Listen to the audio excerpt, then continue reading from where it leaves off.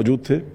इसमें सभी तैयारियों का जायज़ा लिया गया है और जहां जहां पर जिन चीज़ों की आवश्यकता थी उनको पूर्ति की गई है। डीजी हेडक्वार्टर से करीब काफ़ी संख्या में हमारे जो अधिकारी और जवानों की तैनाती की गई है और इस प्रकार की व्यवस्था की गई है कि पूरे रूट पर पर्याप्त मात्रा में पुलिस बल मौजूद रहे। सर, वो इंटर स्टेट कोऑर्डिनेशन की बात भी की जाती है, अपनी पुलिस, पीएसी, पैरामिलिट्री की भी वहाँ पर तैनात रहती। हम टेक्नोलॉजी की बात कर लें, क्योंकि सिर्फ मैन फोर्स से ये लाखों की भीड़ कंट्रोल नहीं हो सकती। क्या टेक्नोलॉजी का इस्तेमाल किया जा रहा है, इंस्ट्रूमेंट्स का, एपरेटस का? जी, टेक्नोलॉजी का वृहद स्तर पर प्रयोग किया जा रहा है। कैमरे की बात करें, ड्रोन की बात करें या टीदर ड्रोन की बात करें, ये सभी वहाँ पर प्रचुर मात्रा में लगाए गए हैं।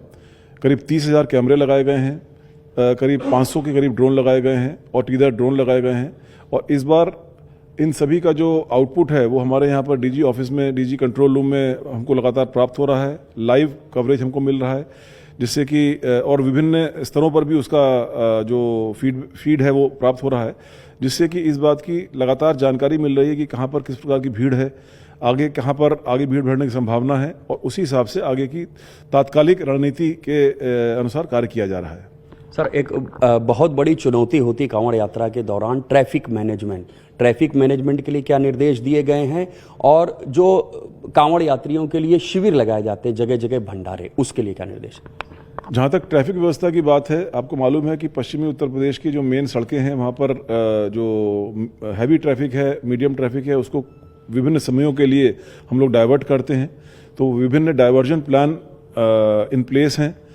उसकी सूचना नागरिकों को पहले से दी जा चुकी है। सभी अधिकारियों के फ़ोन नंबर विभिन्न जगहों पर मौजूद हैं, लोग उनसे संपर्क कर सकते हैं। और प्रयास यही है कि जहां एक ओर कांवड़ के श्रद्धालु हैं उनको असुविधा ना हो, वहीं दूसरी ओर जो नॉर्मल यात्री हैं या नॉर्मल ट्रैफिक है उसको भी कम से कम असुविधा के साथ उनको भी हम मूव करा सकें। इस प्रकार से ट्रैफिक के डाइवर्जन की व्यवस्था आगरा में और आगरा जोन के ज़िलों में और बरेली जोन के ज़िलों में भी की गई है। एक सर, अक्सर ये देखने को मिल रहा है, बीते कुछ दिनों से इस बात की चर्चा भी चल रही है कि जो कांवड़ मार्ग पर ढाबे पड़ रहे हैं या मांस मदिरा की दुकानें पड़ रही हैं, उनको लेकर के कई बार कन्फ्लिक्ट्स होते हैं। उसको कैसे आप नियंत्रित करने की प्रयास कर रहे हैं या कुछ प्रिवेंटिव मेजर्स भी अपना रहे हैं? देखिए, ऐसा है कि इस बार बड़ी स्पष्ट नीति है शासन की भी कि फूड ड्रग एडमिनिस्ट्रेशन डिपार्टमेंट है वो लगातार इस बात की चेकिंग कर रहा है कि चीज़ें क्वालिटी की रहें, कोई उसमें मिलावट ना हो, सही दामों पर बिकें वो। और जो कैंप्स हैं वो मेन रोड से थोड़ी दूरी पर रहें, जिससे कि जो कांवड़ का स्टैंड वगैरह होते हैं उनको कोई नुकसान ना पहुँचे। तो जितनी भी संस्थाएं हैं जिनके जो दायित्व हैं उन दायित्वों के हिसाब से, अपने पावर्स के हिसाब से, अपने रिस्पॉन्सिबिलिटी के हिसाब से वो कार्य कर रही हैं। पुलिस सदैव हर जगह मौजूद है इसको सपोर्ट करने के लिए, समन्वय स्थापित करने के लिए, और अगर कहीं पर किसी नियम का उल्लंघन होता है तो उसमें आवश्यक वैधानिक कार्रवाई करने के लिए। तो इस प्रकार से व्यवस्था बनाई गई है। सर, हम लोग ने पहले भी देखा था और अभी भी इस तरह की चर्चा चल रही है कि जैसे तमाम ढाबे हैं जो किसी और धर्म के लोगों की ओर से चलाए जा रहे हैं, कि उसका मालिक मुस्लिम है लेकिन ढाबे का नाम उसमें कोई हिंदू नाम से है या किसी धार्मिक प्रतीक चिन्हों का भी इस्तेमाल किया गया है, तो ऐसे में पुलिस का रोल क्या होगा?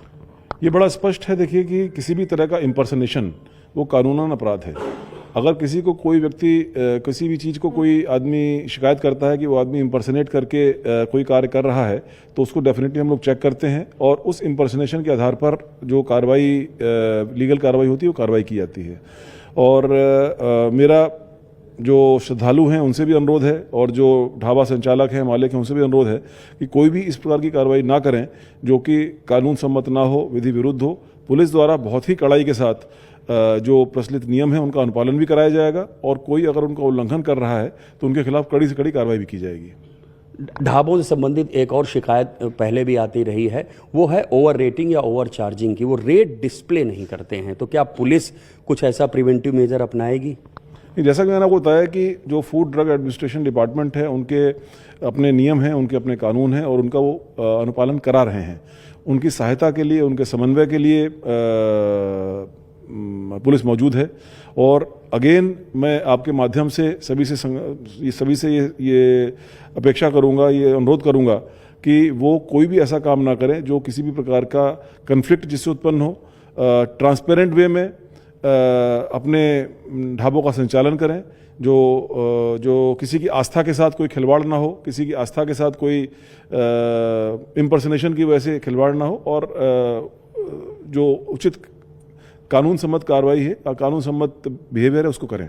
सर, चंद रोज पहले उत्तर प्रदेश में एक बहुत बड़ा मामला सामने आया है कि एक अवैध धर्मांतरण के सिंडिकेट का खुलासा हुआ है। 2 गिरफ्तारियां उसमें पहले भी हुई थी, 2 अब भी हो गई हैं। तो इस जांच को, इस इन्वेस्टिगेशन को कैसे लॉजिकल एंड तक उत्तर प्रदेश पुलिस पहुंचाएगी? अभी आरोपी एटीएस की कस्टडी रिमांड में ही है। देखिए, एटीएस हमारी एलीट इन्वेस्टिगेटिंग एजेंसी है। वो एटीएस में इस मामले का इन्वेस्टिगेशन चल रहा है। ऑलरेडी काफ़ी हद तक इन्वेस्टिगेशन आगे बढ़ा है। कोर्ट ने एटीएस के साक्ष्यों के आधार पर उसको, जो मुलजिम है, उसको 1 हफ्ते के पुलिस कस्टडी रिमांड पर दिया है। उस पुलिस कस्टडी रिमांड में एटीएस जो है एविडेंसेस का कलेक्शन कर रहे हैं, जो रिकवरीज हैं वो सब कार्रवाई कर रहे हैं, और मुझे पूरा भरोसा है कि जो भी इसका लॉजिकल कंक्लूजन होगा वहाँ तक इन्वेस्टिगेशन पहुँचेगी और जो दोषी आदमी हैं उनके खिलाफ कार्रवाई होगी। सर, क्या सिर्फ इस सिंडिकेट के अलावा भी कुछ ऐसे निर्देश आपकी ओर दिए गए हैं? चूंकि चाहे अवैध समय समय पर अवैध बांग्लादेशी पकड़े जाते हैं, रोहिंग्या पकड़े जाते हैं, और अब ये धर्मांतरण का मामला सामने आया है, तो आपकी ओर से कोई ऐसे निर्देश दिए गए हैं ताकि इस तरह के मामले सामने ना आए? नहीं, मामले तो सामने आएंगे ही, मतलब इन द सेंस कि मामले तो जो लोग हैं अगर वो इससे प्रताड़ित हैं तो वो शिकायत करेंगे, और करना भी चाहिए। और हम लोग ऐसे प्रत्येक मामले को उसी गंभीरता के साथ संज्ञान लेकर उसमें उसको तह तक जाकर के, उसमें उसके लॉजिकल कंक्लूजन तक जाकर के पूरी कार्रवाई करते हैं। तो जो भी इस तरह के मामले होंगे उसमें मैं ये एश्योर कर सकता हूं कि एज इन्वेस्टिगेटिंग एजेंसी उसकी तह में जाकर के, उसकी गहराई में जाकर के, जो भी उनके पीछे लोग हैं या जो इस तरह का एक फाइनेंशियल मोटिव्स के कारण ये कन्वर्जन कर रहे हैं, या जो नियमों के अतिरिक्त कानून के विपरीत ये कार्रवाई कर रहे हैं, उन पर कड़ी कार्रवाई की जाएगी। Thank you sir. Uttar Pradesh के डीजीपी राजीव कृष्ण, जिन्होंने साफ कह दिया है कि कांवड़ यात्रा के दौरान सड़क से लेकर सोशल मीडिया तक उत्तर प्रदेश पुलिस एक्टिव रहेगी और अवैध धर्मांतरण के रैकेट की इस पूरी इन्वेस्टिगेशन को लॉजिकल एंड तक पहुंचा जाएगा।